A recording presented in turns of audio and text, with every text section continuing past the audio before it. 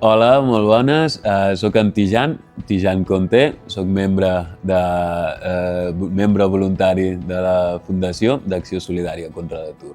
Vaig conèixer l'entitat arrel de fa ja diversos anys de ser-ne d'alguna forma usuari. El 2013 vaig demanar ajuda a Acció Solidària contra l'Atur per poder emprendre i poder obrir una botiga a Manresa. Gràcies a que van mirar una mica més enllà, jo i la meva família vam poder tenir per menjar durant anys. He passat moltes coses, jo he crescut amb moltes experiències entremig i tornar-nos a retrobar va ser molt maco. Tenir ganes de portar d'alguna forma el meu granet de sorra, ara Acció Solidària, com ells havien fet en el passat amb mi. La importància que té que tinguis un somni, que vulguis tirar endavant, que vulguis, davant de les adversitats que tenim tots i totes, vulguis sobreposar-te i que per raons X no puguis accedir a un finançament o algú no tinguis l'ajuda. Realment és difícil.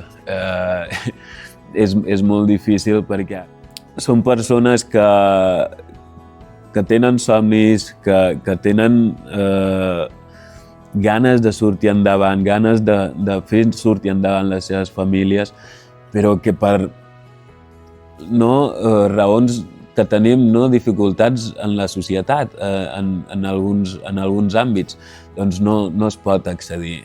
El no poder pagar-te el pis, el seguir estant endeutat fins que el propietari us ve, que us vol fer el desahucio, us vol fer fora, estar en la situació de coses tan bàsiques com tenir menjar a casa, que falti aquestes coses bàsiques pels nens.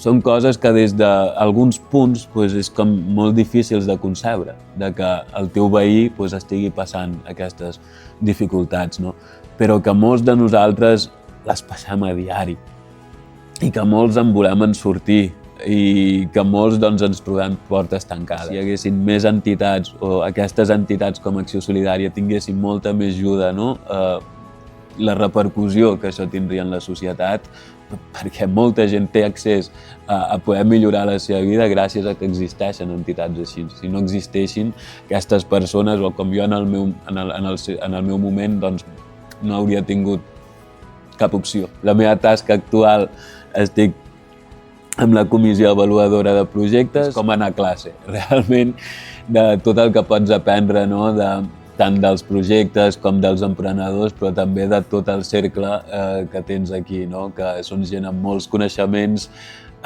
dels que jo m'estic nodrint també. Llavors, és una cosa que per mi és enorme. No és de voluntari, sinó que estic rebent, jo crec que molt més del que dono.